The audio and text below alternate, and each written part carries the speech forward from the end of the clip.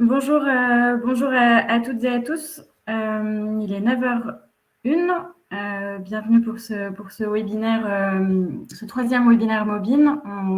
On attend encore 2 minutes, le temps que les derniers participants, que les participants puissent arriver.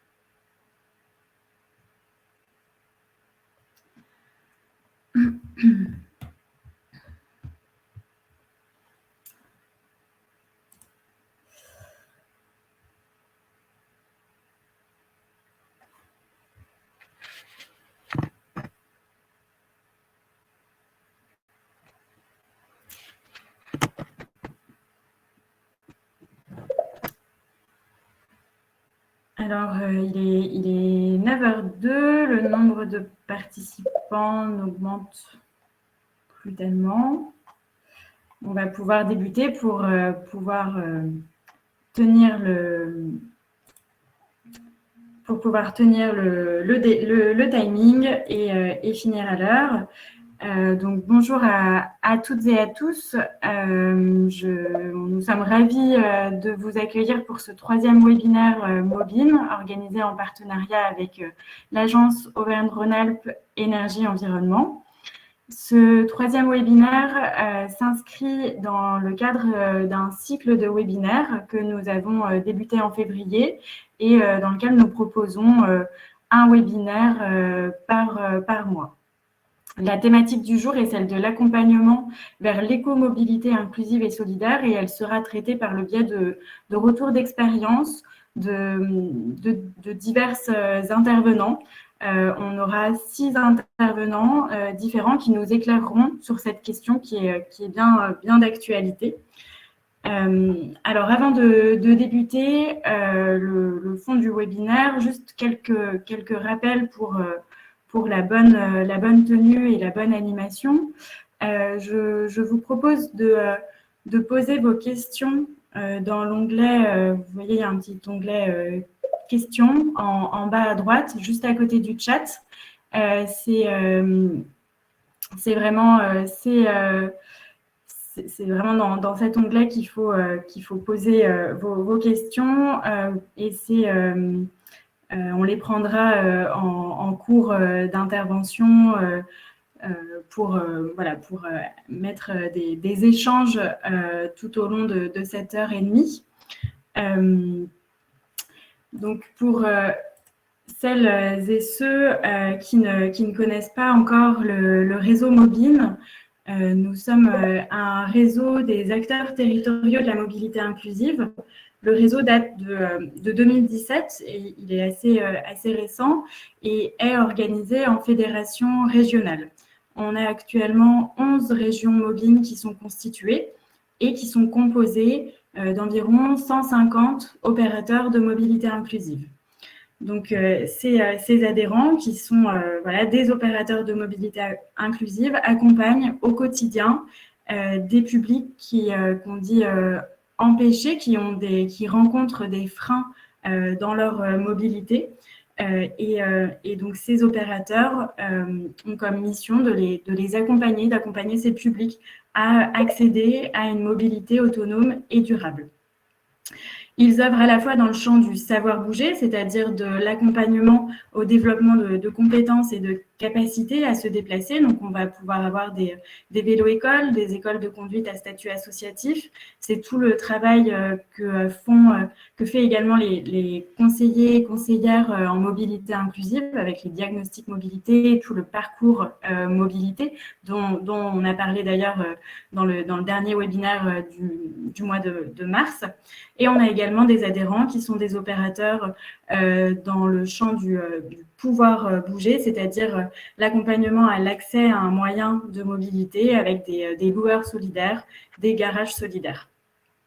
Au niveau des missions du réseau en tant que tel, le réseau Mobine a pour mission d'accompagner et de professionnaliser les opérateurs de mobilité inclusive, de fédérer des initiatives locales et régionales, de porter des projets innovants et d'apporter notre expertise et surtout notre regard de terrain et d'opérateurs qui accompagnent, voilà, dont c'est le métier principal, l'accompagnement à la mobilité. Le réseau Mobine est aussi l'un des membres du laboratoire de la mobilité inclusive, qui lui est plutôt un think tank, là où Mobine serait plutôt un action tank, voilà, sur ce sujet.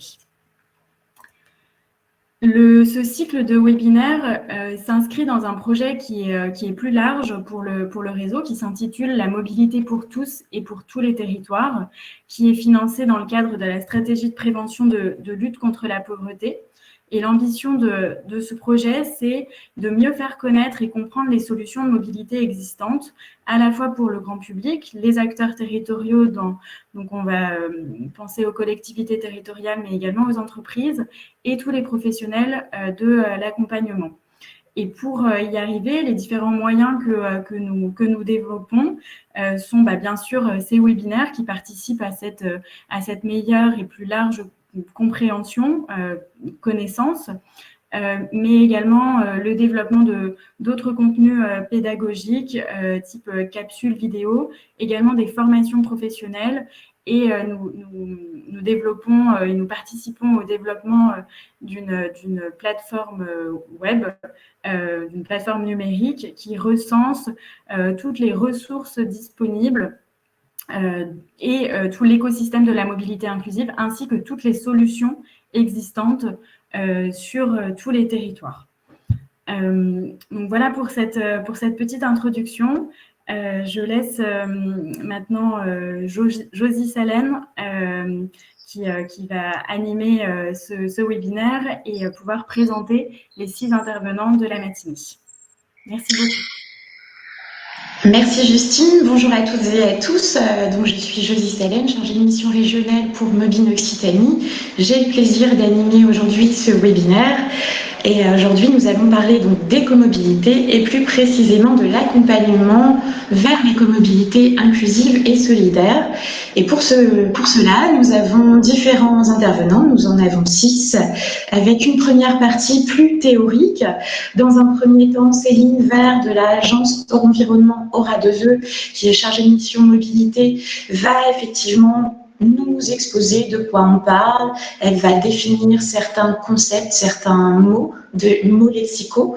Et ensuite, nous aurons Pascal Grand, qui est le pilote de l'ex-professionnalisation pour le réseau Mobine.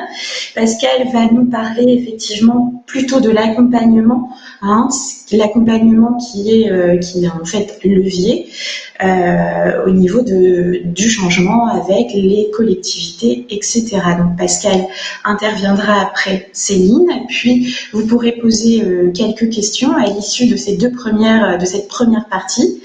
Ensuite, la seconde partie sera plus un échange de pratiques avec effectivement l'intervention de Lénaïde Laridon de EOP en Bretagne. Donc Lénaïde va nous parler effectivement covoiturage solidaire. Ensuite, nous aurons l'intervention de Rémi Cassabel de l'agence lozérienne de la mobilité qui va effectivement présenter quelques actions réalisées en Lozère. Nous aurons ensuite le point de vue des collectivités, donc Marie-Pierre Guichère, qui est responsable du service mobilité. Et Marie-Pierre va faire un retour d'expérience sur tout ce qui est mis en place sur la collectivité, sur la communauté de communes des Monts du Lyonnais. Et pour finir, nous aurons l'intervention de Julie Fraîche, qui est vice-présidente au transport et aux mobilités pour la métropole de Montpellier 3M. Donc maintenant, je vais passer la parole à Céline Vert de l'agence Aura2E. Merci Josie, bonjour à tous. Céline Vert, je suis en charge de la mobilité chez Aura2E. Aura2E, c'est l'agence régionale Auvergne-Rhône-Alpes Énergie Environnement. On est une structure qui a pour mission principale d'accompagner les territoires dans leur transition énergétique et écologique, avec trois grandes missions phares chez nous, l'observation et la fourniture de données via le pilotage et de plusieurs observatoires thématiques et la mise en route d'un outil national d'aide à la décision qui s'appelle Terristory. Un volet expertise et accompagnement technique sur différentes thématiques relatives à la transition, allant de la rénovation énergétique, le changement climatique, les ENR, la mobilité, tout le champ de la transition. Et enfin, on anime également plusieurs projets et filières thématiques en région. Aujourd'hui, je suis là pour vous parler de mobilité, nos habitudes de mobilité en France, quels sont les impacts de ces pratiques de mobilité, les enjeux et enfin les leviers, principalement réglementaires et techniques, pour aller vers une mobilité plus durable et plus inclusive en France.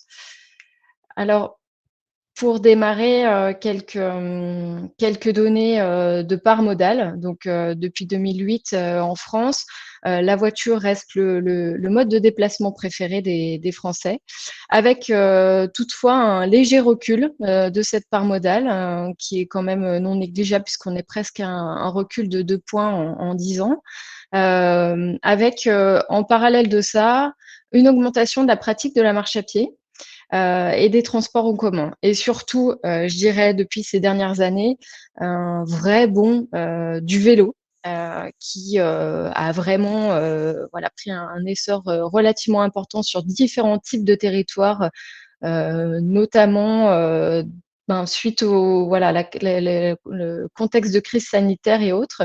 On a vraiment vu une dynamique se lancer très fortement sur la pratique du vélo. On voit aussi sur la slide suivante que ce n'est sur la slide suivante, s'il vous plaît, voilà, que c'est pas un mode qui est réservé au long trajet. On peut avoir un peu cette idée reçue de se dire la voiture, ok, mais j'ai pas le choix, je pratique plusieurs dizaines ou centaines de kilomètres, je n'ai pas d'autre alternative. Eh bien non, au quotidien, la voiture est aussi le mode privilégié sur des trajets notamment de 1 à 5 kilomètres. Donc on est vraiment là sur un levier en termes de déplacement, de report envisagé pour laisser sa voiture. On remarque aussi que ce n'est pas un mode qui est réservé aux secteurs plus ruraux ou périurbains qui ne bénéficient pas aujourd'hui d'une offre attractive. Sur la slide suivante. C'est aussi un mode privilégié en secteur urbain, voire en secteur urbain dense. On voit bien sur ce graphique, sans trop rentrer dans le détail, qu'en dehors de Paris et Paris Première Couronne, on reste quand même sur un mode dominant. Donc, on a aujourd'hui une action quand même importante à réfléchir sur ces pratiques-là. Ensuite, suivante. Voilà. Pour analyser un peu ces différentes pratiques de mobilité, il y a plusieurs facteurs qu'on identifie. Alors tout d'abord, et très généralement, et vous devez certainement le vivre au quotidien dans le cadre de vos missions, une méconnaissance des alternatives à la voiture solo et thermique. Des Français, clairement, pour différentes raisons. Un deuxième aspect qui est une iniquité territoriale. Clairement, les territoires ruraux et périphériques sont aussi plus vulnérables et plus captifs de la voiture, pour des raisons notamment liées à l'étalement urbain, mais aussi de disponibilité de d'offres alternatives.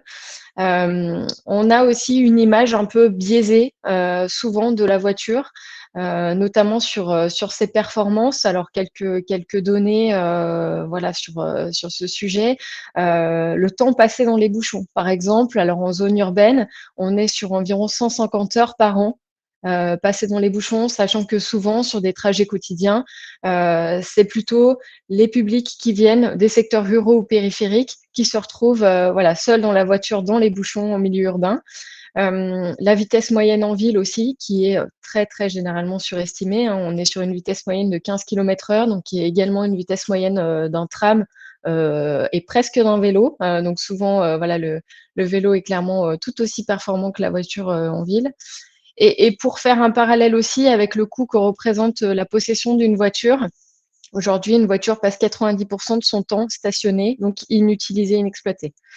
Et on a aussi un sujet plus d'infrastructure, où aujourd'hui, souvent, les cheminements réservés au mode actif, piétons et cycles, sont relativement absents, inexistants, mal entretenus, ce qui ne cultive pas, bien sûr, voilà, la place pour d'autres modes de déplacement sur l'espace public. Un espace public qui est donc majoritairement dédié à la voiture. On voit bien qu'aujourd'hui, ce modèle tout voiture est à bout de souffle, n'est plus soutenable écologiquement, économiquement et socialement, et qu'il y a clairement un sujet là à saisir et un changement de braquet à enclencher sur ces pratiques de mobilité.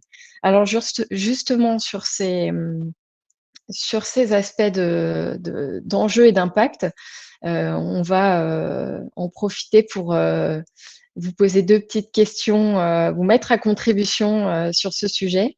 Vous avez un sondage qui apparaît normalement sur votre écran ou dans le petit onglet en bas à droite de votre écran. Donc, les déplacements en France sont à l'origine, au niveau des émissions de gaz à effet de serre, à votre avis, de 20%, 33% ou 50%?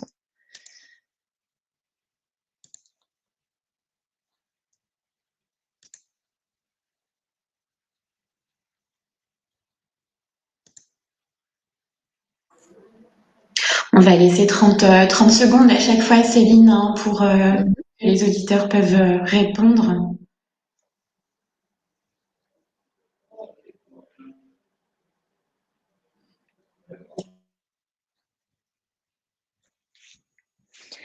Donc, effectivement, c'est un chiffre qu'on voit surtout en ce moment régulièrement passer. On est effectivement sur 33% des émissions de GES, et aujourd'hui le premier émetteur de gaz à effet de serre, le transport routier, est le premier consommateur d'énergie. Une deuxième question. Combien coûte une voiture par an pour un usage moyen de 60 km jour, où on est voilà, sur un trajet relativement classique, une trentaine de kilomètres aller, sur des déplacements quotidiens?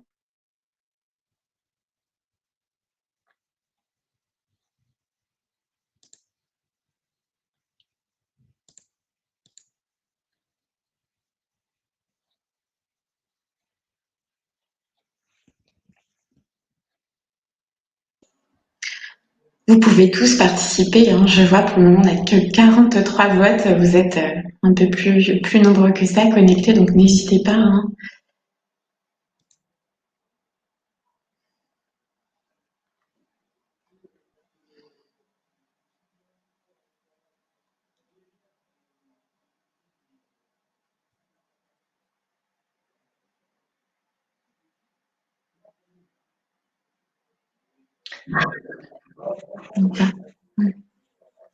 Alors, sur cette question, eh bien, on se situe au-delà de la réponse que vous avez en majorité donnée, 2 000 €. On est plutôt autour des 8 000 € en moyenne par an. Et cette donnée-là est une donnée qui a déjà 2 ans et qui ne prend pas en compte le coût actuel des carburants, le prix à la pompe. On est plutôt sur un budget en moyenne de 8 000 € avec une petite variante entre 7 et 10 000 € voilà, pour certains usages et certains types de véhicules. Cette enveloppe-là prend vraiment en compte tout le coût que représente la voiture. On a souvent une vue assez biaisée de ce coût-là, parce qu'on a tendance à se focaliser sur le coût du carburant, sur son budget carburant, qu'on de toute façon on estime relativement incompressible et subi. Mais on se rend compte qu'aujourd'hui, on est clairement voilà, sur un budget qui est conséquent, qui, chez certains ménages, devient le premier poste de dépense devant le logement. Donc, on est vraiment sur un enjeu social et économique très fort aujourd'hui. Donc justement sur ces enjeux multiples, merci pour votre contribution à ces sondages. On est aujourd'hui, vous le savez tous, dans un contexte d'urgence, une urgence sociale, énergétique, climatique, environnementale. Vous avez plusieurs publications relativement alarmantes qui sont sorties ces dernières semaines. Vous avez certainement entendu parler notamment du rapport du GIEC, par exemple. Je vous invite à aller consulter les synthèses. On a évidemment un prix du coût le coût de l'énergie, un prix des carburants qui explose. Aujourd'hui, pour mettre ça en parallèle en France, c'est une donnée que vous connaissez bien, presque 10 millions de personnes sous le seuil de pauvreté, jusqu'à 25% du budget des ménages les plus vulnérables consacrés à ces dépenses-là. Et aujourd'hui, alors en dehors de vraiment du coût ces derniers mois affichés aujourd'hui à la pompe, on était déjà sur une multiplication par 3 pour le prix du diesel et par 2 de l'essence depuis les années 90. Donc on a clairement de toute façon une ascension du coût des carburants, des énergies fossiles pour les véhicules thermiques qui explose et qui là en plus fait un bond ces derniers mois dans un contexte géopolitique qui est ce qu'il est actuellement. Donc, et en parallèle de ça, un enjeu bien sûr écologique fort, puisque comme je vous le disais dans le petit quiz qu'on vient de vous présenter, le transport routier est aujourd'hui le premier émetteur de gaz à effet de serre, le premier consommateur d'énergie. On est donc sur un croisement des enjeux environnementaux, économiques. 10% des ménages les plus modestes consacrent jusqu'à 21% de leurs revenus dans leurs frais de transport. Sur un impact social, bien sûr, presque 14 millions de personnes en situation de précarité en matière de mobilité. Près de 27,6% de la population totale des plus de 18 ans. C'est les chiffres qui sont parus très récemment dans le baromètre des mobilités du quotidien 2022. Je vous invite également à consulter ces travaux-là. Donc, on est quand même sur des chiffres qui ne peuvent que retenir notre attention. Un enjeu de santé publique. C'est une donnée qui, de plus en plus aussi, est analysée.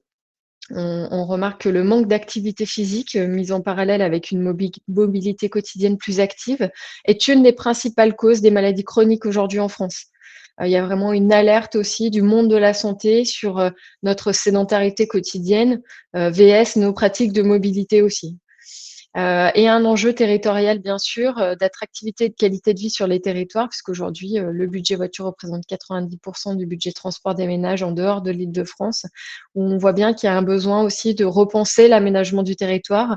Vous avez peut-être entendu parler de cette approche de la ville du quart d'heure, où vraiment il y a un besoin de repenser aussi l'accès aux soins, l'accès à l'éducation, l'accès à la consommation, l'accès aux services publics, qui permet aussi de repenser sa mobilité aussi au quotidien et qui évite d'avoir un recours à la voiture pour l'ensemble de ces démarches, au-delà même de l'accès à l'emploi. Sur la slide suivante. Les leviers d'action. Alors bien sûr, quels sont nos leviers aujourd'hui? Moi, je vais principalement vous parler des leviers réglementaires et techniques. Et puis, Pascal Grand vous parlera des aspects services, usages et recours en termes de pratiques de mobilité. Alors, au niveau des leviers d'action dont on bénéficie, donc évidemment l'enjeu, s'il vous plaît, la slide suivante. Et bien sûr, d'aller vers une mobilité plus durable et plus inclusive. Donner accès à la mobilité à tous et sur tous les territoires, c'est vraiment un enjeu social et territorial. Grâce à des solutions de mobilité plus vertueuses, multiples, on a besoin aujourd'hui de disposer d'un bouquet de mobilité. Je vois que la présentation ne s'affiche plus. Je pense qu'il y a un petit problème technique.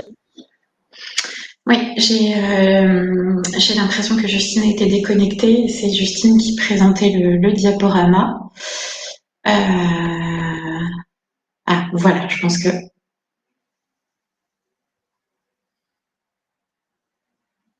Moi, je le vois à nouveau, Céline. Voilà. Merci. Excusez-nous pour ces problèmes logistiques. Donc, effectivement, un besoin de disposer d'offres multiples. Aujourd'hui, on voit bien que très peu de personnes dans leur pratique vont utiliser un seul mode de déplacement dans leur déplacement hebdomadaire. En fonction de sa destination, on va privilégier ou de ses contraintes tel ou tel type d'offre. Donc vraiment un besoin de pouvoir jongler aussi avec différentes solutions de mobilité. Une mobilité plus collective, partagée, plus accessible économiquement, bien sûr, avec accompagné de ça différents dispositifs d'accompagnement de ce report modal, de ces changements de comportement de mobilité. Donc faciliter la mobilité et la rendre aussi plus facile en toute autonomie, c'est faciliter aussi l'accès à l'emploi, l'accès aux études, l'accès aux soins, l'accès aux services et l'accès aux loisirs, bien sûr. Sur les leviers plus réglementaires, sur la slide suivante, s'il vous plaît.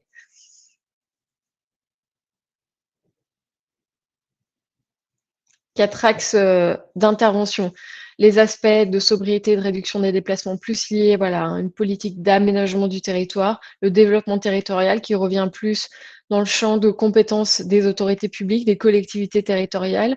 Un deuxième axe qui est la réduction et l'optimisation de l'usage de la voiture, utilitaire en individuel, notamment en incitant au report modal, l'accompagnement au changement de comportement et les développements de différentes solutions de mobilité. Et sur ces trois derniers axes, vous êtes, vous, aujourd'hui, potentiellement des acteurs de cette transformation des pratiques de mobilité pour aller vers une écomobilité inclusive.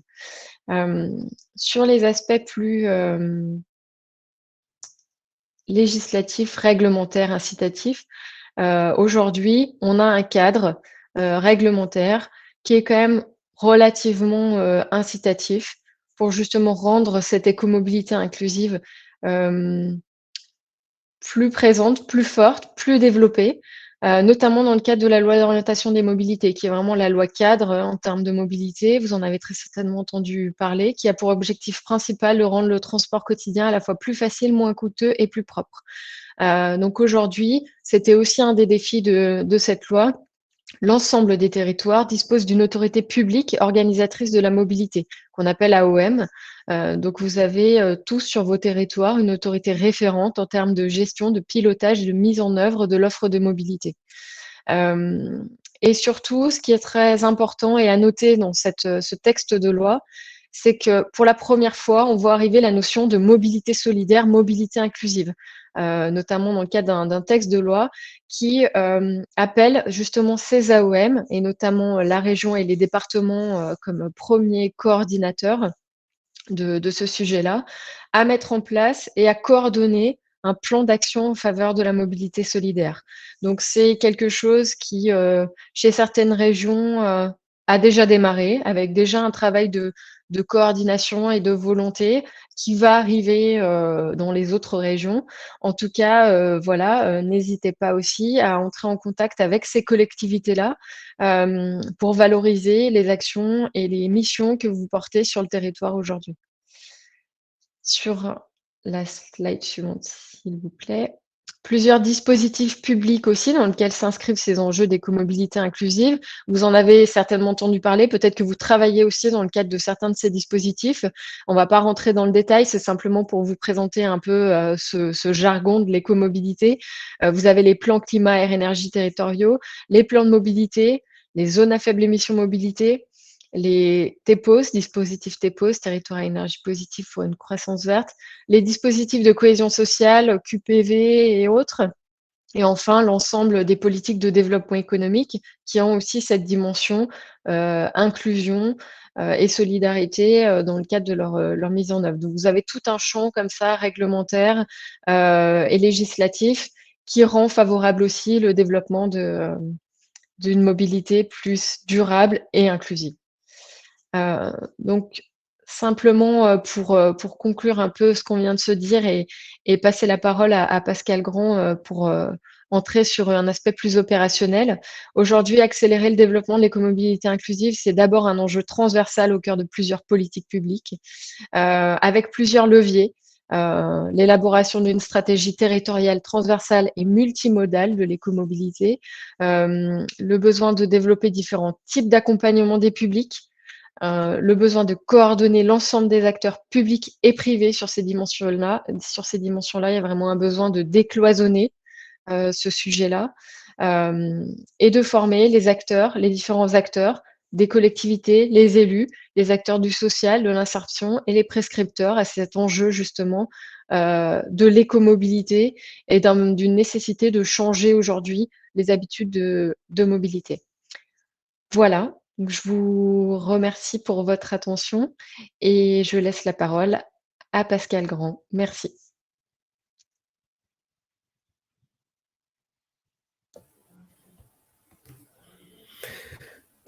Bonjour à toutes et à tous. Donc effectivement, très rapidement, je suis Pascal Grand. Je m'occupe aujourd'hui pour le réseau Mobine de la partie professionnalisation. Donc j'ai notamment en charge la préparation, vous le voyez, avec de nombreux partenaires, de nombreux acteurs de ces webinaires. Je m'occupe également de la politique de formation, de l'offre de formation de Mobine. Et on est très heureux de vous retrouver dans le cadre de ces webinaires, toujours aussi nombreux. Pour échanger avec vous, même si le format est un petit peu compliqué pour l'échange. Mais en tout cas, je vois qu'il y a déjà des questions et n'hésitez pas à les poser dans la partie questions du webinaire pour qu'on puisse apporter quelques éléments de réponse. Moi, je vais faire une intervention assez courte ce matin pour aller dans la continuité de ce que vient de dire Céline. Pour nous, Mobine, et plus largement pour tous les acteurs de la mobilité solidaire et inclusive, il y a un très gros enjeu qui se joue autour des questions de ce qu'on appelle aujourd'hui l'accompagnement au changement. On voit bien qu'on vient d'un modèle, et Céline nous a fait un exposé très clair là-dessus, d'un modèle qui tourne autour de la voiture et de la voiture seule. On voit bien que pour différentes raisons, ce modèle n'est plus forcément tenable. Et il est encore moins tenable et encore moins accessible pour les publics vulnérables, pour les publics dits empêchés, comme la loi en parle. Donc, il va falloir qu'on engage tous ensemble un ensemble de démarches pour aller vers un changement de pratique en matière de mobilité. Donc, sur cette première diapositive, je voulais simplement dire que cet accompagnement au changement et identifier finalement tous les acteurs qui vont être concernés. Il va falloir qu'on travaille là-dessus avec les élus, sans aucun doute, tous les acteurs politiques avec qui on va devoir rester parce qu'on ne va pas passer d'un schéma du tout voiture à un schéma des mobilités actives ou des mobilités partagées, tout ça sans accompagnement. Donc, il va falloir travailler sur la sensibilisation, l'information des élus, mais aussi des acteurs économiques. Les entreprises aujourd'hui rencontrent des difficultés à recruter avec une des causes majeures, c'est le manque de mobilité des candidats. Les acteurs sociaux, évidemment, c'est un des grands freins à l'accès à l'emploi, à l'insertion. Tout le monde le sait, dans notre réseau mobile, on est bien placé pour le savoir. Les publics dits vulnérables même, c'est un des premiers freins d'insertion, on le disait. Il y a tout un enjeu autour de la question des enfants et des jeunes, on pourrait dire d'éducation aux nouvelles mobilités. Et il va falloir qu'on y travaille dès le plus jeune âge, dès l'école sans doute, ou en tout cas essayer de le faire. Et puis plus largement, cette question-là, bien sûr, concerne tous les citoyens, on en reparlera un tout petit peu plus tard. Voilà pour cette première approche, mais une démarche qui doit concerner l'ensemble des acteurs. Donc, cet accompagnement au changement, quels sont les leviers finalement sur lesquels on va pouvoir travailler? Eh bien, sans doute le premier levier, c'est déjà l'information, parce qu'on se rend compte que sur les territoires, il existe des solutions qui sont parfois méconnues, d'autopartage, de covoiturage, de transport en commun, etc., de mécanismes de solidarité qui ne sont pas toujours connus, donc finalement qui sont peu utilisés. Enfin, ce n'est pas la seule source, on le verra, mais cette question de l'information, ça va être quelque chose de très important. Donc, il va falloir de l'information, de la communication, mais également de la sensibilisation. Il va falloir qu'on amène si on veut qu'il y ait des changements de comportement, finalement, il va falloir qu'on sensibilise. Sensibilise, ça veut dire être amené à amener les personnes et les individus, tous les parties prenantes qu'on voyait sur la précédente diapo, à expérimenter de nouveaux modes de déplacement. Parce que c'est souvent comme ça qu'on va engager un changement dans nos pratiques et dans nos usages. Il y a nécessairement un travail de formation à faire, au-delà de la sensibilisation, parce qu'on voit bien notamment au travers du webinaire de ce matin, qu'il y a de la complexité derrière tout ça. Il faut en comprendre les enjeux. comprendre les leviers. Et donc, il va falloir former les élus, les techniciens, les acteurs des territoires pour qu'ils s'emparent de ces nouvelles solutions. Nécessairement, notamment pour les publics vulnérables, changer de pratique, sortir du schéma unique de la voiture seule, ça n'ira pas sans une nécessité d'accompagnement et d'aide des personnes. C'est notamment tout le travail que font nos conseillers, nos conseillères mobilité au sein du réseau. Et sans aucun doute, ce métier-là de conseillère mobilité va beaucoup se développer dans les années qui viennent pour accompagner les personnes au changement. Si je vais plus sur le champ de l'enfance et de la jeunesse, je l'ai déjà évoqué un petit peu, mais il y a toute la question de l'éducation aux nouvelles mobilités. On restait encore beaucoup sur l'apprentissage du prochain permis de conduire ou de la sécurité routière. Il va falloir qu'on aille vraiment sur l'apprentissage des mobilités douces, des mobilités partagées. Et puis sans doute, toujours sur quels sont les leviers finalement pour le changement, il va falloir que sur nos territoires, on expérimente, on innove avec de nouvelles solutions. On verra au travers les retours d'expérience de nos 4 intervenants juste après moi qu'il y a déjà beaucoup d'expérimentation, d'innovation, d'évolution qui se mettent en œuvre aujourd'hui sur nos territoires. Donc tout ça est en cours et devra se démultiplier, se déployer pour changer d'échelle véritablement. Voilà un petit peu sur les enjeux du comment. Avec un point d'attention particulière, puisqu'on parle aujourd'hui plutôt des solutions alternatives à la voiture seule, il y a des enjeux à notre sens très forts autour de la question des mobilités actives.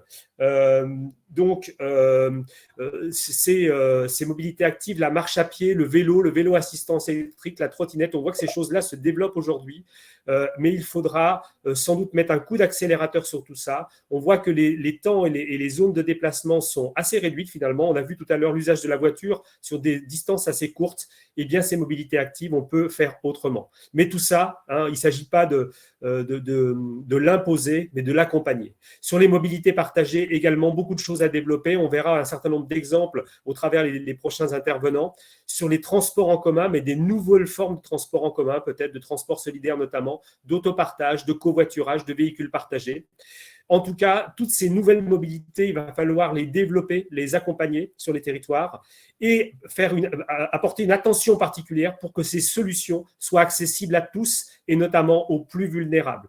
Voilà, donc ça sera vraiment un des enjeux très importants, mais ça va être illustré à la suite. Josie me dit qu'on est un petit peu, qu'il faut que j'accélère un peu le moment, Josie, c'est ça? Donc, merci, Josie. Donc, simplement, pour terminer sur les leviers, nous, ce qu'on souhaite vraiment au sein du réseau Mobine, c'est que non seulement on accompagne les individus à changer, mais qu'aussi on accompagne les territoires. Alors, on a des notions, tout ça, on est un petit peu parfois dans notre verbiage, mais pour faire bien comprendre ce qu'on veut dire, c'est qu'on pense que non seulement, oui, les personnes, on doit accompagner les personnes au changement, mais on doit accompagner les territoires. Et il faut que ces territoires deviennent plus inclusifs en matière de mobilité. Donc, il va falloir, en termes de méthode, mobiliser finalement les acteurs économiques, politiques, sociaux, environnementaux, les acteurs de la santé, pour qu'ils coordonnent leurs actions et qu'on soit vraiment dans un objectif partagé d'une mobilité accessible pour tous. Il y a des vrais enjeux politiques là derrière tout ça, au sens noble du terme, pour construire de nouvelles solutions sur les territoires. Mais tout ça va nécessiter qu'on retravaille beaucoup plus ensemble. On peut passer à la à la diapo suivante. Voilà, ça résume un petit peu ce que je viens de dire ou le redire autrement. Il va falloir de plus en plus que la collectivité ou les collectivités, les acteurs socio-économiques, les acteurs de la mobilité solidaire et inclusive travaillent véritablement ensemble. Et j'ai mis au centre de cette diapo un métier qui sans doute va se développer dans les années qui viennent. Là aussi, j'ai parlé du métier de conseiller mobilité qui est plus là sur lui accompagnateur des individus dans le changement, mais je pense qu'on verra apparaître un nouveau métier qui est celui d'animateur territorial de mobilité inclusive ou d'écomobilité inclusive, qui aura en charge de coordonner finalement cette animation territoriale pour faire qu'on arrive ensemble à créer de nouvelles solutions plus écologiques, plus économiques, plus socialement accessibles. Et donc, on aura besoin de tout ça pour accélérer le changement. Voilà ce que je pouvais dire très rapidement sur les premiers leviers, mais tout ça va être illustré par les prochains intervenants. Merci de votre écoute. Merci Pascal. Alors il y avait un petit temps de questions-réponses.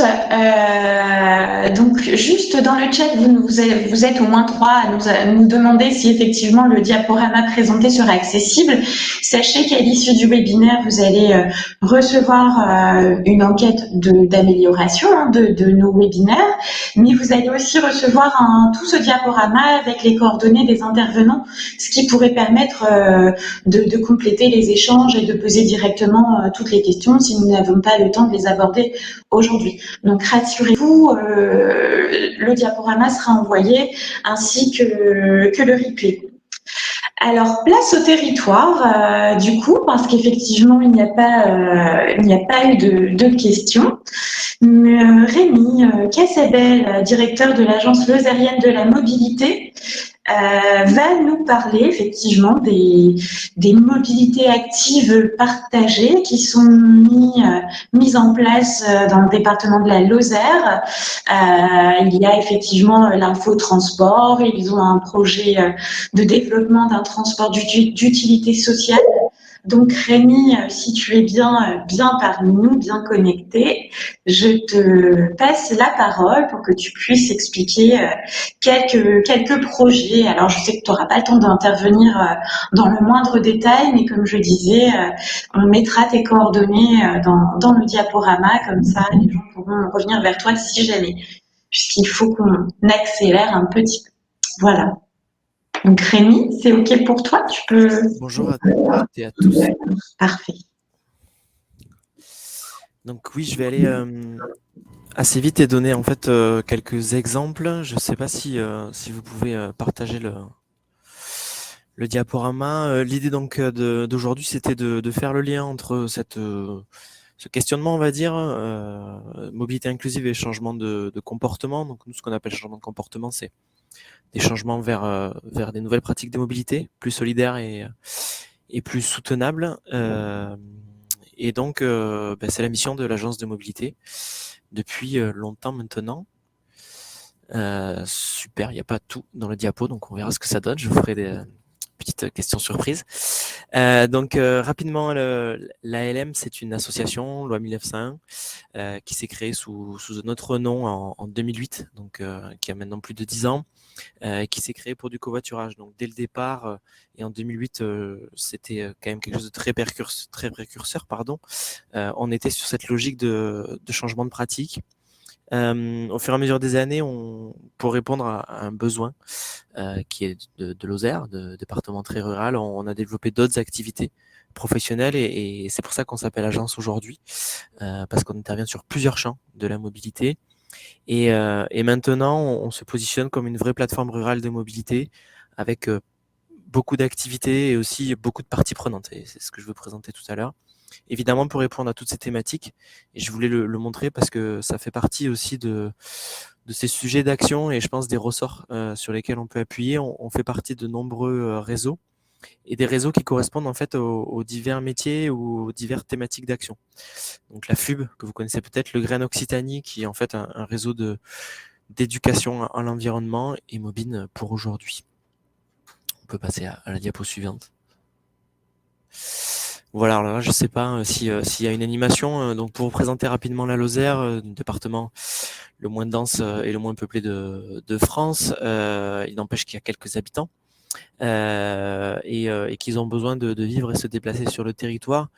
76 000 habitants. Vous le voyez sur les quelques communes principales. Je vous montre vraiment les communes principales pour que vous vous donniez une idée des aires urbaines. Donc 12 000 habitants pour la préfecture et ensuite on est sur des communes en dessous de 4 000 habitants. C'est-à-dire que dans ce que vous voyez dans les zones blanches de cette carte, c'est la majeure partie de la population. Je ne sais pas s'il y a la diapo suivante ou s'il y a une animation. Voilà. La carte qui était présentée juste avant, donc je ne sais pas si vous pouvez faire l'aller-retour là, c'est la carte qui est présentée donc par le réseau de transport régional, c'est-à-dire toutes les solutions et tous les bus, trains qui peuvent exister sur le territoire de la Lozère. Nous, dans nos actions d'accompagnement, on voit ce qui est faisable pour les gens au quotidien, c'est-à-dire qu'est-ce que je peux faire comme aller-retour quotidien pour accéder à des services, me déplacer, etc. Et de suite, on épure très très vite la carte et on voit qu'il y a quand même très très peu de finalités. Et donc voilà, la majeure partie des habitants vivent dans ces zones blanches et il faut bien trouver des alternatives. La suite, s'il vous plaît. Voilà. Et ces alternatives, elles sont de facto à la fois des solutions de mobilité durable, parce que on n'a pas ni la prétention ni la volonté de mettre tout le monde dans une voiture. On l'a vu avec le coût que ça peut avoir sur l'année, avec l'impact environnemental, etc. Et donc, ce sont forcément des actions durables et ce sont aussi forcément des alternatives de transport qui vont être plus solidaires parce que pas forcément individuelles et parce que surtout à une vision on va dire pérenne et économique de l'activité. Ici, vous avez à peu près l'ensemble des missions de l'association. En grisé, donc des missions qu'on ne pratique plus aujourd'hui, mais vous allez voir pourquoi, et des missions qu'on a en cours. Donc il y a quand même tout un volet, on va dire, infrastructurel, de services de mobilité, covoiturage, transport utilité sociale, on va en reparler. Quelque chose qu'on travaille sur les compétences, donc c'est ce qu'a dit Pascal, c'est les aspects cognitifs liés au déplacement. Et sur lesquels on doit évidemment s'appuyer parce que le matériel n'est pas suffisant pour pouvoir se déplacer sur un territoire. Des actions de sensibilisation auprès du plus grand nombre, donc inciter au changement de comportement. Et là, c'est plutôt l'éducation à l'environnement dont je parlais au début. On intervient beaucoup dans les écoles, on intervient beaucoup dans les entreprises sur ces sujets-là. Et après, des actions, évidemment, pour alimenter tout ça de connaissances. Donc, observatoire des mobilités, études et information de transport. Et sur ça, je voulais vous donner donc 2 exemples d'accompagnement concret qui traduisent à la fois le volet report modal, changement de comportement vers de nouvelles pratiques de mobilité et recherche de solutions solidaires et plus viables pour les personnes. Dans le cadre de l'accompagnement individuel, on est sur une formulation assez nouvelle depuis quelques mois. Là, je vous présente l'exemple d'un partenariat de marché public qu'on réalise avec Pôle emploi et la région Occitanie sur le territoire. Pour nous, sur nos territoires ruraux, on intervient sur 3 départements, le Tarn, l'Aveyron et la Lozère, je pense quasiment les départements les plus ruraux de la région. Et on a accompagné une centaine de personnes depuis le mois de septembre. Le constat, il est simple pour tous les accompagnements qu'on rencontre. C'est à la fois une grande difficulté d'accès à la voiture individuelle parce que peu de moyens ou des traumatismes d'utilisation et à la fois en face peu ou pas de transport en commun. Il faut donc trouver d'autres solutions et là, je donne l'exemple d'une personne qui était éloignée de l'emploi parce qu'elle a eu des problématiques de santé et de mal de dos et pour qui la posture dans la voiture, c'était impossible, parce que bien trop douloureux d'être avachi dans sa voiture. Et donc là, on a lié un peu l'utile à l'agréable. On a réussi avec elle à rechercher une solution de mise à disposition de vélos électriques, puisqu'aujourd'hui, le vélo électrique, c'est une vraie alternative sur nos territoires avec de forts reliefs et des distances assez grandes.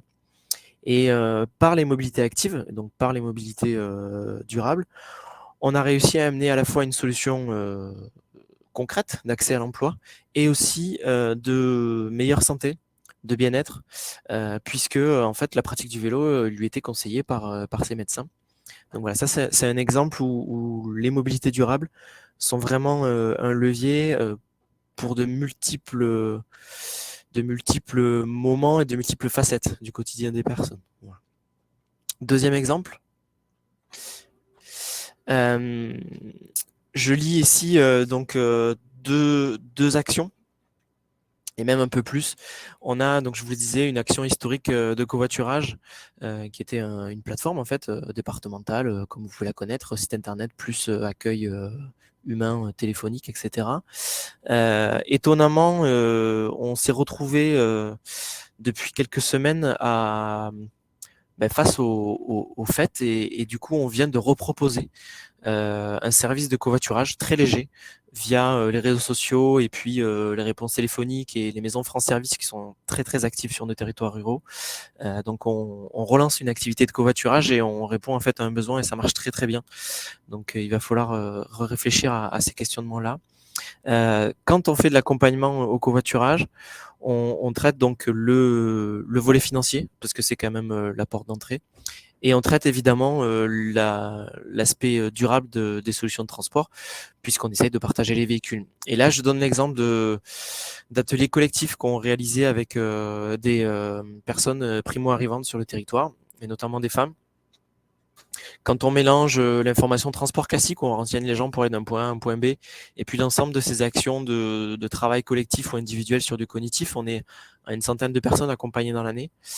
Le renseignement, c'est une action militante chez nous. Et là, vous voyez l'exemple d'une femme qui était nouvelle arrivante sur le territoire et avec qui on a travaillé une solution de covoiturage pour aller jusqu'en Tchétchénie. Donc pour rendre des visites à sa famille, puisqu'elle maintenant elle vit sur le territoire français.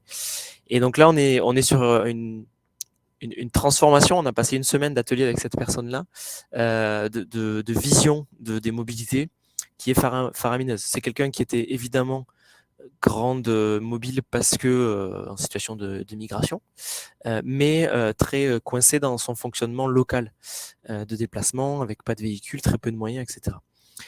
On a fait un gros travail sur qu'est-ce qu'était le covoiturage et tous les préjugés qu'on peut avoir, danger, monter avec un inconnu, etc., etc. Et là, on n'est plus sur du covoiturage quotidien, on est sur du lien social. Et on a vu qu'avec Blablacar, on pouvait aller jusqu'en Tchétchénie. Donc voilà un peu deux exemples d'accompagnement qu'on pratique au quotidien. Des fois, c'est très très court. C'est juste travailler sur la connaissance des solutions de transport qui existent. Et c'est déjà une grosse partie de nos activités.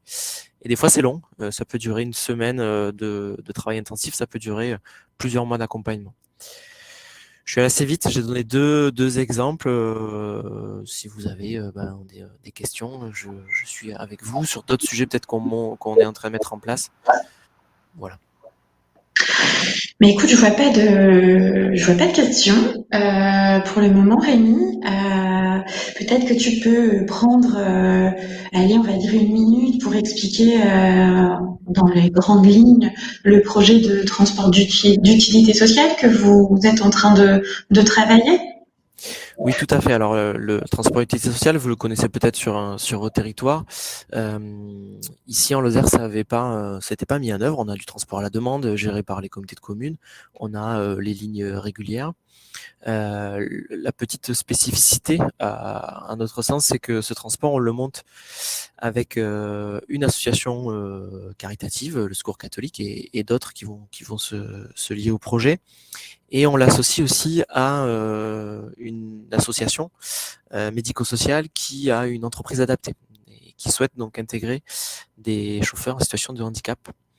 L'objet là aussi, en fait, c'est de créer évidemment une réponse à un besoin de déplacement et en premier lieu sur la base de nécessité de déplacement des seniors qui sont très isolés sur nos territoires parce que souvent une bonne partie veuves d'agriculteurs. Et du coup, de croiser ces services, ça va être à la fois ce qu'on fait déjà, c'est-à-dire la plateforme de renseignement qui va être capable de dire s'il y a déjà des solutions de mise en œuvre et si on peut s'en servir, le covoiturage, pourquoi pas. Et sinon, déclencher ces transports d'utilité sociale qui sera à la fois mené par des bénévoles, suivant la situation, et par des chauffeurs en situation de handicap. Voilà un peu l'état du service. Aujourd'hui, on va lancer une expérimentation dans quelques semaines sur quelques bassins de vie de ce transport-là. Merci beaucoup Rémi. Donc vous avez les coordonnées de Rémi Cassabel. Je vois qu'il y a des questions du coup, mais j'y répondrai plus tard ou comme vous voulez. Ou alors peut-être que tu peux y répondre directement dans le chat. Ouais, je vais faire ça à l'écrit. Très bien. Merci beaucoup Rémi. Merci pour votre attention.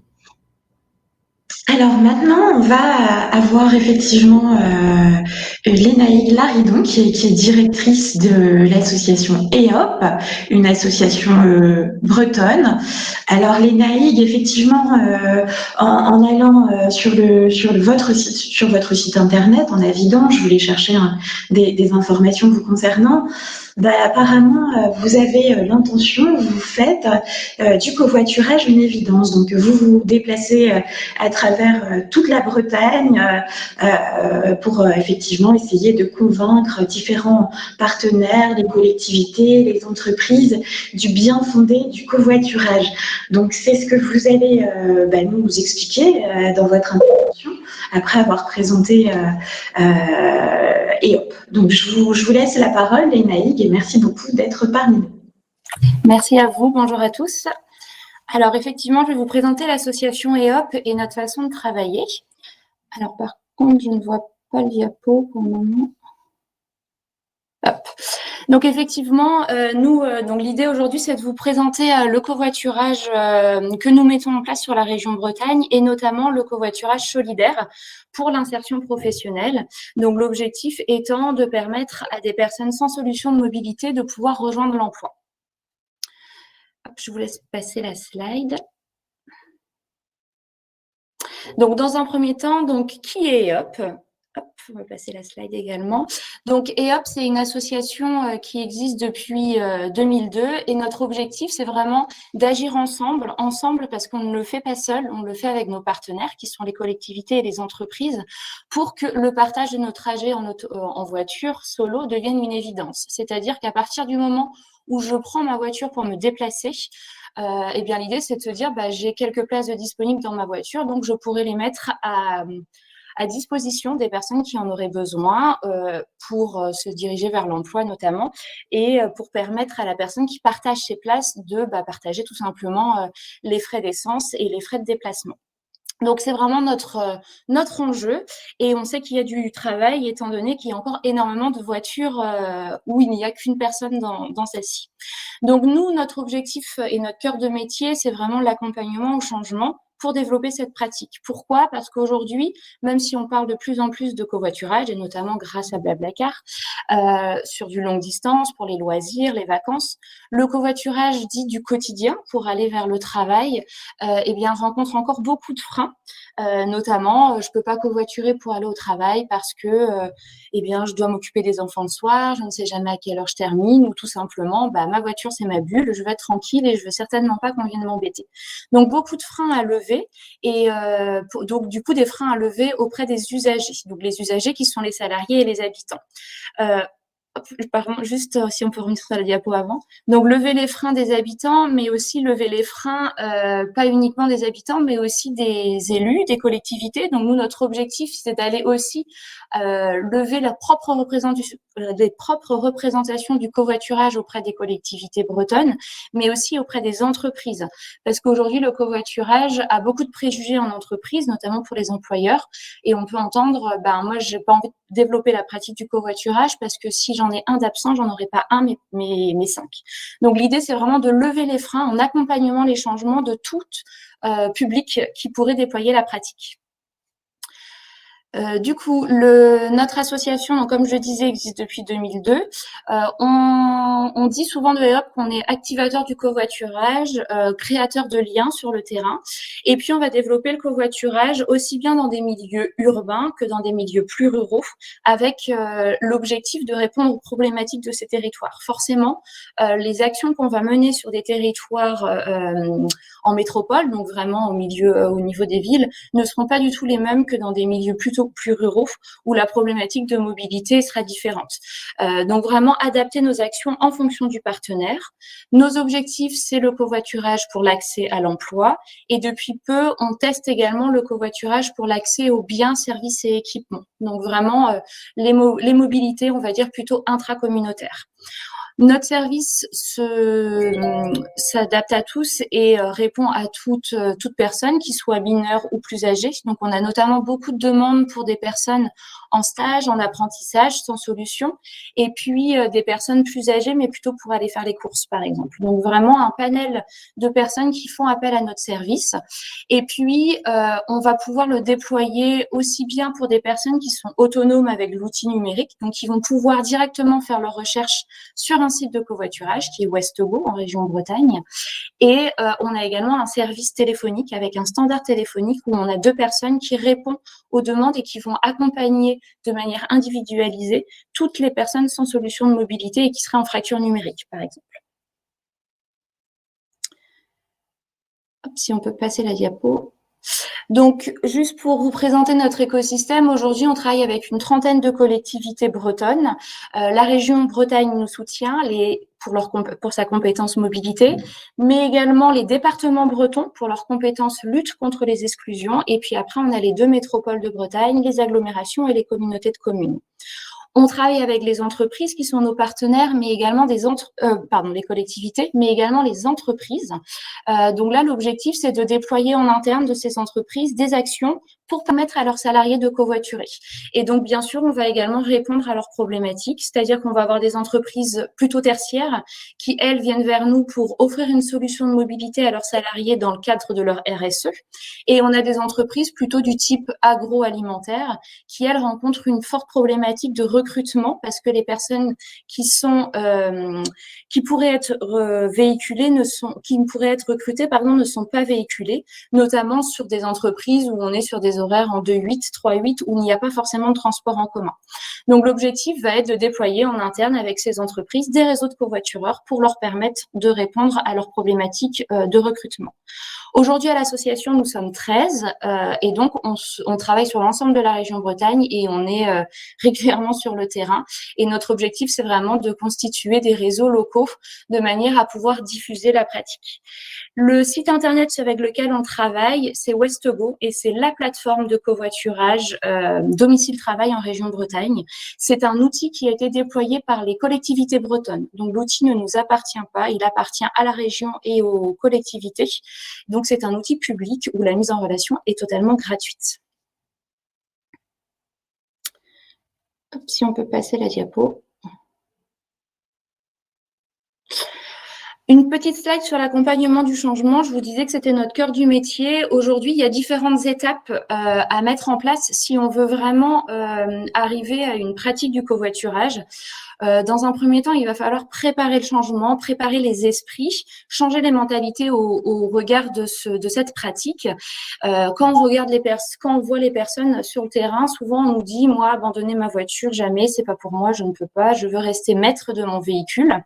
Et puis, au fur et à mesure qu'on va pouvoir mener des actions, pour l'usager, ça va pouvoir devenir une alternative. Par exemple, quand on voit les aires de covoiturage qui sont de plus en plus pleines, quand on est sur la route, quand on voit de temps en temps un article dans le bulletin municipal, une annonce sur l'intranet dans mon entreprise, eh bien, ça commence à faire son cheminement et on commence à se dire, bah tiens, pourquoi pas tester, ça pourrait être une alternative les jours où j'en ai besoin. Et donc, une fois qu'on a préparé le changement, l'idée va être de dire, on passe au changement. Et donc là, on va bien vouloir tester le covoiturage sur un temps donné. Et pour ça, on va avoir différents leviers. Donc, nous, par exemple, on va pouvoir mettre en place des défis du covoiturage sur des zones d'activité, dans des entreprises, ce qui va permettre aux salariés de tester le covoiturage de manière très ponctuelle. Le covoiturage solidaire est pour nous un levier également au passage à l'acte. Je veux pas forcément covoiturer tous les jours, mais si j'ai besoin si je peux rendre service de manière ponctuelle pendant 1 semaine, 2 semaines, pourquoi pas. Et donc là, une fois qu'on a testé, on passe à l'action et le test permet vraiment de valider l'action et généralement, en fait, la pratique se met en place entre covoitureurs. Et l'idée va être de pérenniser l'action et de maintenir l'action. Donc, en la valorisant via des témoignages, des vidéos, des remises de lots, etc. Et donc, il faut savoir qu'une étape n'est jamais acquise. Et le jour où mon collègue déménage, que je change d'emploi, il va falloir que je retrouve un covoitureur. Et donc, du coup, il va falloir repasser par les étapes. C'est pour ça que c'est un temps long et l'accompagnement du changement ne se fait pas du jour au lendemain. On est sur des conventions plutôt triennales pour pouvoir vraiment mettre en place différentes actions et arriver à la pratique. Hop, si on peut passer. Et donc, juste pour vous raconter l'histoire du coup du covoiturage solidaire en Bretagne, hop, si on peut passer. Ce service, il est né parce que d'un côté, en fait, on avait les employeurs qui rencontrent des problématiques de recrutement. Le marché de l'emploi est très tendu.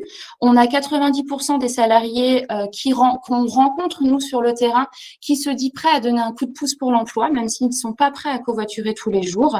Et puis, les entreprises et les personnes qui ont besoin de ce service de covoiturage ont besoin d'un service très réactif. Du coup, nous, notre objectif a été de convaincre les employeurs de mener des actions en faveur du covoiturage en interne. Et donc, on a pu mettre en place différentes actions. Donc, on met en place des incitatifs du covoiturage avec des places réservées. On leur diffuse régulièrement des supports de communication. On peut faire des webinaires, des animations terrain, des ateliers pour former des ambassadeurs en interne, etc. Ce qui va nous permettre, en fait, de déployer la pratique, de s'appuyer sur les salariés qui sont véhiculés et qui vont pouvoir proposer une solution de covoiturage. Et de l'autre côté, on a les communes et les partenaires de l'insertion qui, eux, rencontrent des problématiques de mobilité pour leurs salariés et pour leurs bénéficiaires. Donc, on sait qu'un actif sur 2 en insertion a déjà refusé un emploi. Ils ont besoin d'un partenaire relais pour accompagner le covoiturage. Et puis, nous, on va rencontrer les candidats directement avec eux pour leur permettre de partager leur trajet. Donc, du coup, des entreprises qui ont des besoins, des communes et des partenaires de l'insertion qui, eux, accompagnent les publics. Donc, on va pouvoir également mettre en place des actions avec eux pour permettre la mise en place du covoiturage solidaire. Et qui fait le lien? Du coup, ça va être le service de covoiturage solidaire qui va mettre en relation conducteurs et demandeurs. Hop, si on peut passer à la suivante. Et donc, en Bretagne, aujourd'hui, le covoiturage solidaire, c'est vraiment faire du covoiturage solidaire un levier pour le recrutement. Donc, il est pour les collectivités et les partenaires de l'insertion, donc pour offrir une solution de transport. Et pour les employeurs, donc, nous, on leur permet d'augmenter les possibilités de recrutement. Aujourd'hui, les 3 départements, donc 3 départements sur 4 en Bretagne, ainsi que le FSE financent ce projet. Et nous, EOP, on est là vraiment pour informer, rencontrer, outiller les partenaires et du coup mettre en lien conducteurs et demandeurs. Si on peut passer. Alors j'avais quelques diapos, mais bon, je suis arrivée à mes 10 minutes. Il y a la petite vidéo qui peut raconter en 2 minutes la mise en relation et expliquer très concrètement comment ça se passe. Donc si on peut passer et si on peut lancer la petite vidéo, ça permettra de faire le lien avec ces diapos.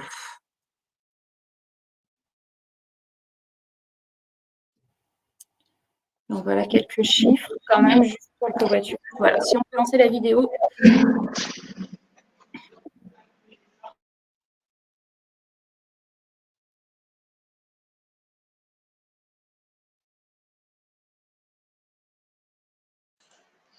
Alors Lénaïque, je ne sais pas si ça fonctionne.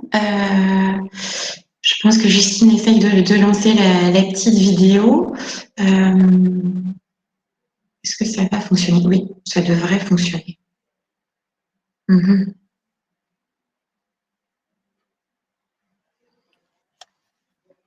En tout cas, il y avait des questions dans le chat et je vois que Rémi répond notamment sur la question des préjugés. Donc j'ai vu que effectivement Rémi n'hésitait pas à répondre dans le chat. Si vous avez une question à poser directement à Lénaïque, n'hésitez pas, hein, c'est le moment. Et en attendant, je vous propose une solution. En attendant que la petite vidéo parte. Je vous propose une solution pour aller au boulot en voiture avec chauffeur. En covoiturage solidaire. Je m'appelle Anaëlle, je travaille à l'association EOP. Aujourd'hui, je vous présente en dessin notre service de covoiturage pour aller au travail.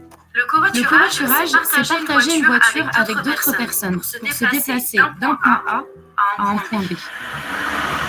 Beaucoup de voitures pour aller en week-end ou en vacances. Moi, je vous propose de covoiturer pour rejoindre votre lieu de travail. Et pour rentrer à la fin de votre service, tous les jours pour aller à l'usine, au bureau, et même si vous avez des horaires de nuit. Pour la durée d'un stage, d'une mission d'intérim, ou rien qu'une fois pour un entretien d'embauche. L'association EHOP a créé le service de covoiturage EHOP solidaire pour les personnes qui n'ont pas de solution de transport, pas de bus, voiture en panne, pas de permis, pas de voiture. Si c'est votre cas, si vous connaissez quelqu'un dans ce cas, c'est simple. Appelez le 02 99 35 01 56.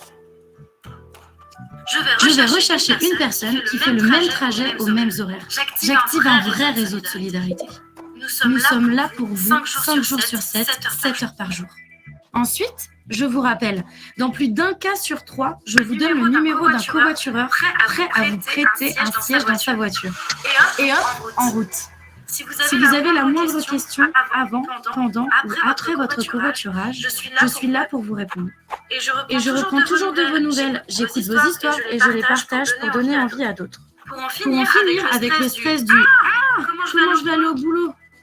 Au fait, EHOP Solidaire est réservé aux petits vénards qui habitent en Bretagne ou Loire-Atlantique. J'attends votre appel.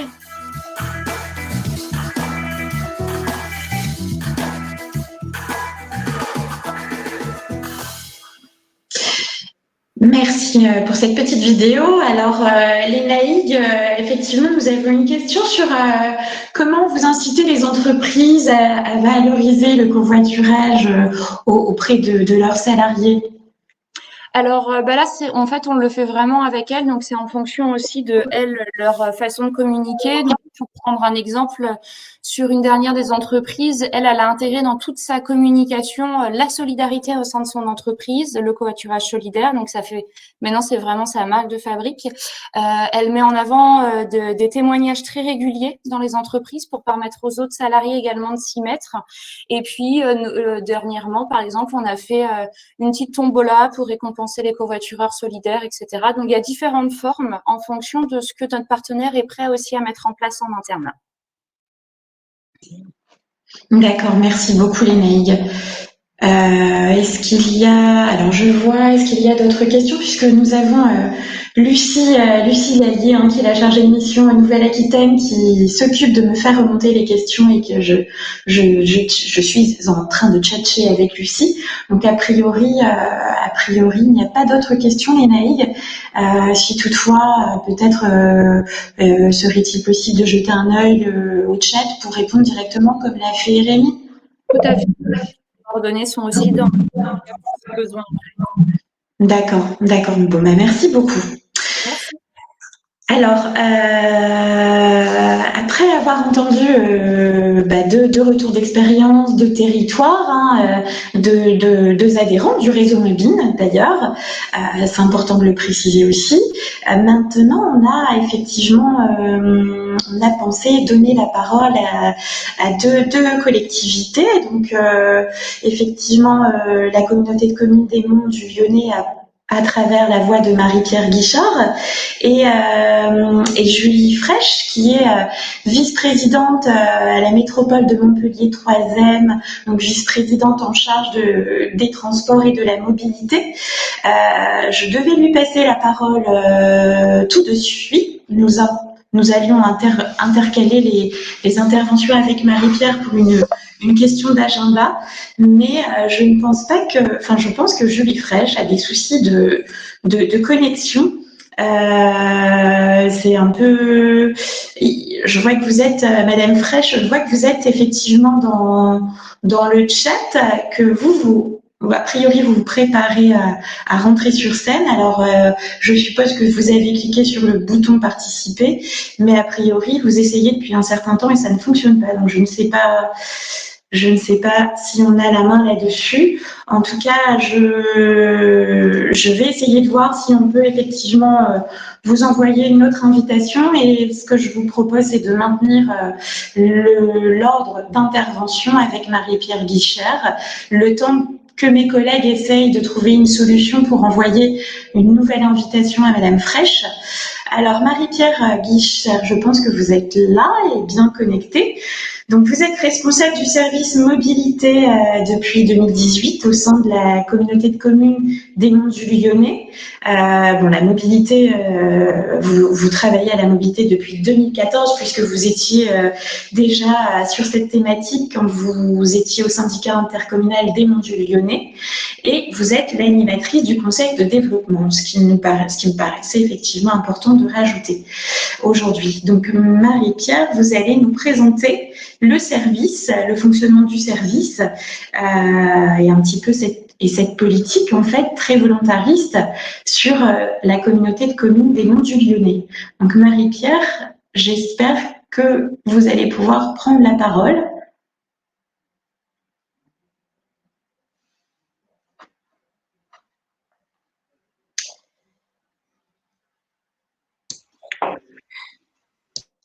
On rencontre des qu'elle a un problème technique, effectivement. Marie-Pierre a un problème technique. Oui, elle me fait part du fait qu'elle a un problème technique. Alors, nos deux intervenantes ont un problème effectivement technique. Donc, ce qui vous laisse le temps de poser effectivement vos questions dans le chat aux intervenants précédents. Vous allez pouvoir effectivement... Ah, voilà. Vous trouvez les joies du direct et de la technique. Pierre, on va... Bon, désolée, excusez-moi. Non, mais c'est pas grave. Écoutez ça. Bonjour à tous. Bonjour Marie-Pierre. Donc, j'ai fait déjà votre présentation, donc vous pouvez directement y aller. J'ai bien entendu parce que je vous entendais très bien, il n'y a pas de souci. Bon, ok. Donc, allons-y, je vais sans tarder, puisque pour ne pas… voilà. Donc, la communauté de communes des Monts du Lyonnais, en quelques mots, est située entre Lyon et Saint-Étienne et Roanne, à peu près à 40-50 km de ces trois villes plus importantes. C'est un territoire rural de moyenne montagne avec 4 bourgs principaux et une coupure naturelle, on va dire, d'est en ouest, un peu au milieu du territoire qui passe, si vous voyez bien la carte, Sainte-Foy-l'Argentière. C'est 32 communes, 35 000 habitants à cheval sur le Rhône et la Loire. Voilà. Il y a des enjeux de mobilité comme dans beaucoup de territoires ruraux. Il y a peu d'offres de transport, que quelques lignes de transport interurbain, pas de lignes de chemin de fer. Donc, l'accès au train est que en dehors du territoire. Et donc, les élus de la collectivité se sont emparés de ce sujet depuis de nombreuses années, à la fois pour réduire les inégalités, donc pour l'accès aux services, à l'emploi et pour rompre l'isolement. D'autre part, parce que la collectivité est engagée dans l'objectif TEPOS, donc territoire à énergie positive à 2050. Donc, le souhait est vraiment aussi de réduire la vulnérabilité énergétique du territoire. Et donc à la fois pour les déplacements à l'extérieur du territoire, mais aussi en interne. On peut passer à la diapo suivante.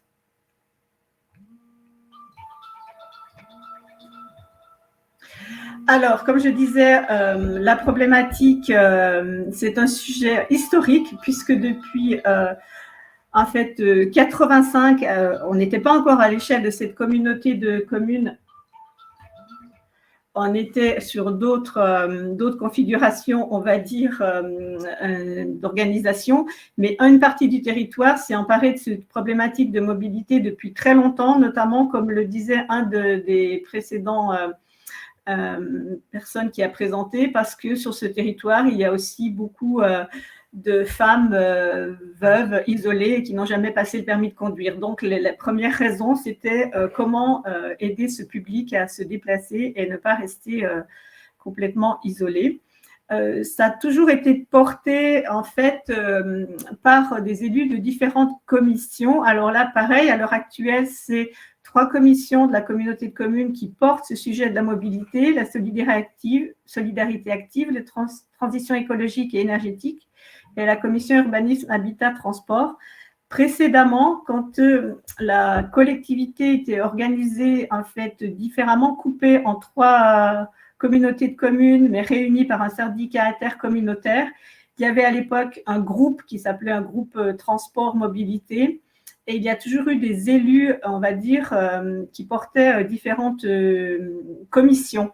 Ça a toujours été un sujet transversal et jamais un sujet, on va dire, uniquement vertical.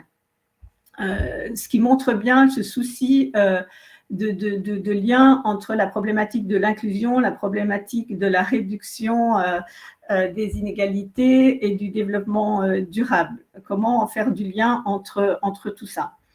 Une des premières actions qui date de 2009 a été aussi d'organiser du covoiturage, principalement là pour les déplacements domicile-travail. Maintenant, toute l'action au covoiturage est intégrée, on va dire, dans la plateforme covoiturage de la région Auvergne-Rhône-Alpes qui s'appelle Movici. Et notre action, nous, est beaucoup plus en lien avec la communication, de la sensibilisation sur le sujet. Pareil, depuis de nombreuses années, on regarde comment développer la mobilité active avec des pédibus, des vélos à assistance électrique et la mobilité partagée. On peut passer à la diapo suivante. Alors, une des actions importantes menées, développées par la communauté de communes est le transport social des monts du Lyonnais, là, qui est maintenant vraiment développé à l'échelle des 32 communes, qui est vraiment un dispositif qui s'adresse aux personnes en précarité, qui n'ont aucun moyen de déplacement et qui ont des revenus très, très, très modestes, qui s'adresse aux personnes âgées, mais pas uniquement, même si c'est la majorité des personnes qui utilisent ce dispositif, mais également des personnes au RSA, en insertion socio-professionnelle, en situation de handicap, voilà, toutes des personnes, on va dire, empêchées pour différentes raisons. Il s'est mis en place à la fois en partenariat, donc il est piloté par la communauté de communes, mais il est en collaboration vraiment avec les 32 communes et il s'appuie sur les mairies, sur les secrétaires de mairie, sur les CCAS. Et il est développé avec les sociétés locales de taxis. C'est vraiment un réseau local à l'échelle de la communauté de communes, mais qui permet aussi de se déplacer pour avoir accès à certains services en dehors de la collectivité, puisque ces services n'existent pas, comme certains services de santé, comme certains, on va dire aussi pour aller faire des courses dans certaines zones commerciales où il y a d'autres types on va dire, de magasins, d'entreprises disponibles qui ne sont pas disponibles sur notre territoire. Par contre, il est limité à un nombre de trajets par mois et le bénéficiaire paye un coût de 2 €, quelle que soit sa destination. C'est un dispositif qui marche très bien parce que c'est un dispositif de proximité qu'on peut adapter il y a des cas particuliers qui ne vont pas rentrer complètement dans les critères, mais il y a un comité d'arbitrage d'élus qui est là aussi pour aider à adapter ce dispositif, à voir suivant les besoins de chaque personne. Donc, c'est vraiment un dispositif un petit peu individualisé. Voilà, pour ce dispositif qui est vraiment pour créer du lien social, rompre l'isolement, et les personnes l'utilisent essentiellement, évidemment, pour aller faire des courses, pour des problématiques de santé. Et, voilà, les besoins, on va dire, principaux et primaires. Dehors de ce dispositif, on essaye voilà, de développer et on teste d'autres façons de se déplacer plus vertueuses et suivant les différents publics. Bon, il faut savoir que la communauté de communes a pris la compétence mobilité l'année dernière, donc en 2021, ce qui va nous pouvoir aussi d'être encore plus légitime pour travailler sur de la mobilité solidaire, de la mobilité active et de la mobilité partagée. On se lance d'ailleurs actuellement dans un projet vélo avec pour objectif d'avoir un schéma directeur vélo et donc d'avoir un tracé, on va dire, pour pouvoir se déplacer plus facilement à vélo avec peut-être des pistes cyclables, des aménagements, mais aussi davantage de jalonnement, de points sécurisés. Accompagné avec cet aspect-là, il y a évidemment des actions de sensibilisation à la pratique du vélo et de formation qu'on avait déjà commencé, là je saute à la deuxième case, avec des personnes en insertion socio-professionnelle où on a expérimenté un petit service de mise à disposition de vélo-assistance électrique. Et on organise pour ces personnes des séances de formation. On en a déjà fait plusieurs les années précédentes et d'autres qui commencent à se remettre en place.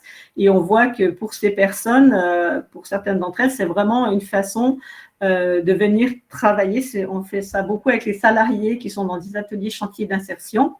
Et certains maintenant utilisent ce mode de déplacement pour venir travailler dans cet atelier chantier d'insertion ou pour aller sur d'autres lieux de travail.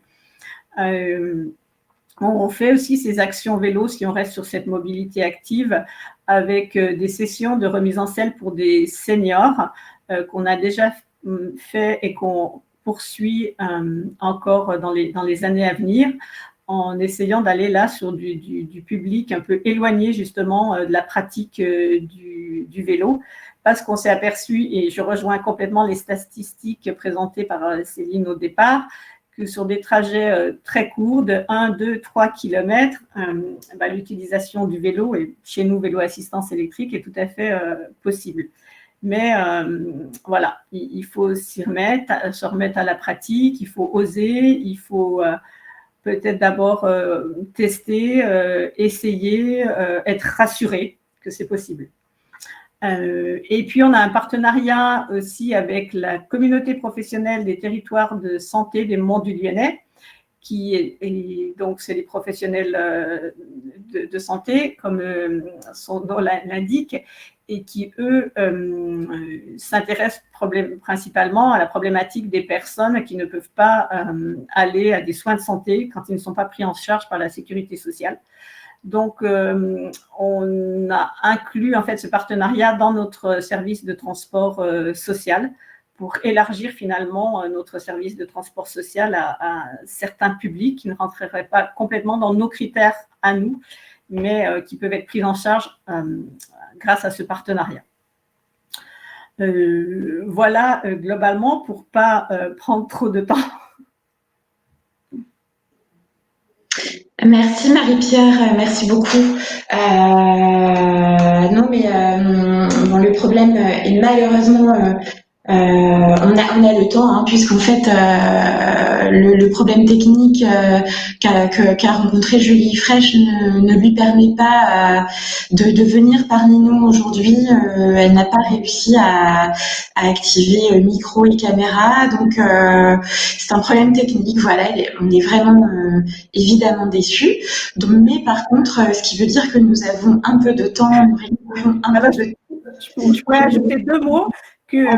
Parallèlement, en fait, à ces actions, ces services qu'on essaye de développer pour répondre à ces besoins de mobilité, on a aussi d'autres services au sein de la communauté de communes qui vont travailler sur un service économie, par exemple, qui travaille sur la relocalisation de l'emploi pour essayer de limiter les déplacements. Effectivement, il y a de l'emploi sur le territoire et il y a des entreprises qui ne trouvent pas forcément et un certain nombre de personnes qui vont travailler à l'extérieur. Donc, par des forums pour l'emploi, par des actions d'information, il y a un gros travail qui est fait également dans ce sens-là.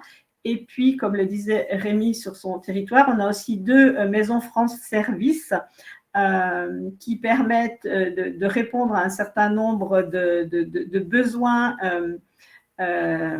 voilà, des habitants sans qu'ils se déplacent trop loin, et en cours de projet, une maison France Service mobile. Donc, il va pouvoir se déplacer aussi sur les communes plus éloignées, ce qui permettra aussi aux gens qui ont des difficultés pour se déplacer d'avoir accès à des services plus proches de chez eux. Donc, on essaie de travailler aussi en sens inverse, on va dire, pas pour limiter les déplacements.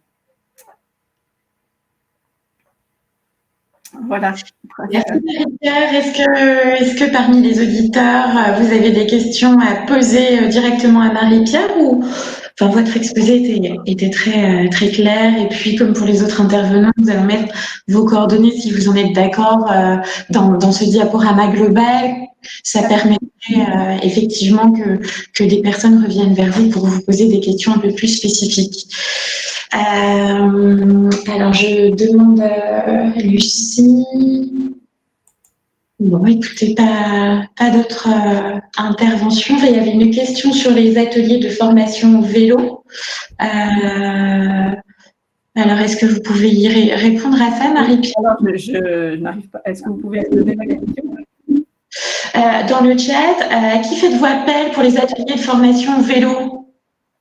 Alors, nous, vu qu'on est proche de Lyon, on fait appel à la Maison du Vélo à Lyon pour les ateliers formation vélo avec les ateliers chantiers d'insertion, qui travaillent effectivement principalement sur la métropole de Lyon, mais qui est prêt quand même à faire quelques interventions en dehors de la métropole de Lyon. Donc, on travaille avec eux puisqu'ils ont l'habitude de ce genre de formation.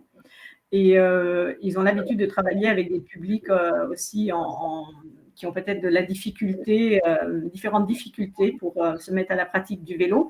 Et pour les ateliers avec les seniors, où, là, on est en train de revoir la façon dont on les avait organisés précédemment. On est aussi sur des publics pour certains assez éloignés de la pratique. On va le faire en 2 temps. D'abord sur du vélo classique avant de passer au vélo assistance électrique. Et là, on passe avec un prestataire local qui fait également des interventions dans les écoles, un éducateur sportif, une toute petite entreprise.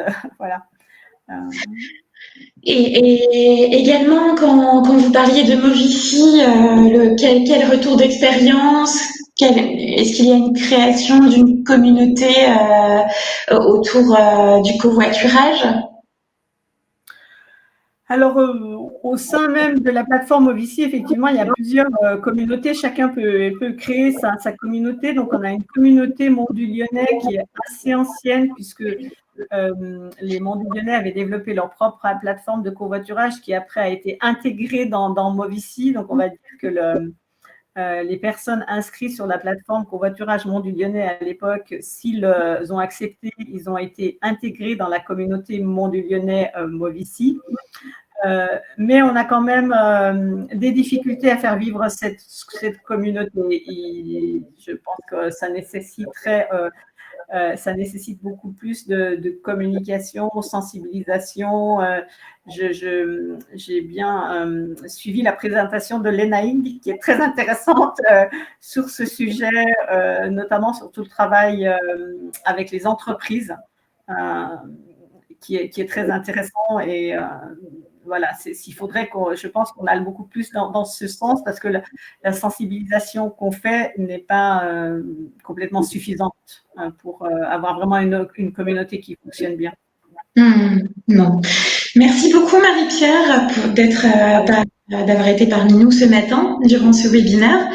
Je vais donc rendre la parole à Justine Villhomme, la coordinatrice de Réseau Mobile, pour conclure. Oui, merci Josie. Merci à toutes et à tous pour votre participation, pour les questions. Merci aux intervenants. On est désolé pour l'intervention de Julie Fraîche qui n'a pas pu être présentée. On va voir s'il est possible de vous mettre à disposition tout de même le diaporama qu'elle nous avait envoyé et préparé pour l'occasion. Donc, pour conclure et pour aller un petit peu plus loin sur ce sujet, le laboratoire de la mobilité inclusive a, il y a déjà quelques mois, lancé un groupe de travail dans lequel a participé Pascal Grand, donc le pilote de l'axe professionnalisation pour le réseau, sur le sujet transition-inclusion. Et plusieurs travaux ont été produits dans le cadre de ce groupe de travail, notamment une tribune collective, donc plaidoyer finalement, signée donc de tous les membres du LMI, une étude « Comment concilier inclusion et transition » avec des partages d'expériences des acteurs de terrain, qui a été confiée au cabinet de conseil Auxilia, une recherche exploratoire, mobilité durable et inclusive, quel processus éducatif, qui là, cette recherche est portée par Gérard Ernja, qui est docteur en sciences de l'éducation, et Vincent Kaufmann, docteur également et sociologue. Et enfin, un cycle de podcasts qui sortira durant toute l'année 2022. Et tous ces travaux, toutes ces publications sont à retrouver sur le site du LMI. Et pour vraiment conclure et pour les informations un peu pratiques, donc un questionnaire de satisfaction vous sera envoyé automatiquement dans quelques minutes à la fin de ce webinaire par email, et vous recevrez également, comme l'a précisé Josie en début d'intervention, un lien, enfin un email dans lequel il y aura un lien pour visionner le replay de ce webinaire. Enfin, je vous en ai parlé en introduction, Mobile organise et développe un cycle de webinaires donc, qui a débuté en février, et vous pouvez donc déjà noter la prochaine date du 17 mai. L'horaire est encore à préciser, mais pour le prochain webinaire qui sera sur le thème de la pédagogie adaptée et de la préparation d'un permis de conduire en auto-école sociale, donc, les écoles de conduite à statut associatif. Et le webinaire du mois de juin, la date est encore à définir, sera sur l'accès et le maintien dans l'emploi par la mobilité. Voilà, je vous remercie encore toutes et tous et je vous dis, j'espère, au 17 mai. Merci beaucoup. Très bonne journée. Merci à tous. Merci beaucoup. Merci à tous.